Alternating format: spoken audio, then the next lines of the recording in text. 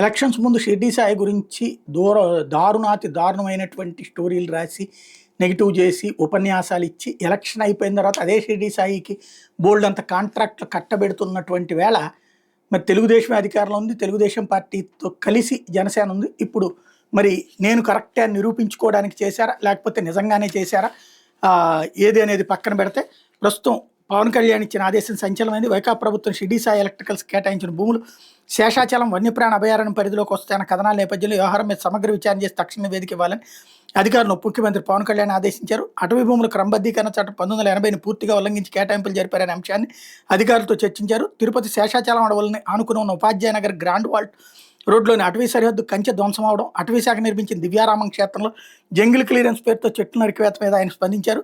సరిహద్దు కంచె ధ్వంసం అవడంతో వన్యప్రాణులు నీరు తిండి కోసం బయటకు వస్తూ ప్రాణాపాయ స్థితికి వెళ్తున్నాయని సోషల్ మీడియాలో వచ్చిన సమాచారం మీద ఆవేదన వ్యక్తం చేశారు. తక్షణం కంచెకు మరమ్మతులు చేసి పునరుద్ధరించాలని సూచించారు. చెట్లు నరికివేతకు కారణమైనటువంటి PCCF కి సంబంధించి చలపతిరావుని విచారణ అధికారిగా పెట్టారు. అయితే చలపతిరావు మీదనే విచారణకు ఆదేశించారంటూ రాసుకొచ్చారు పత్రికలు.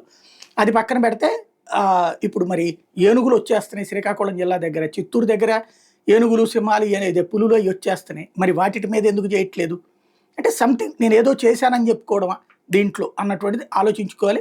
But at the same time ఈ విచారణకు ఆదేశించినందుకు మంచి పరిణామం.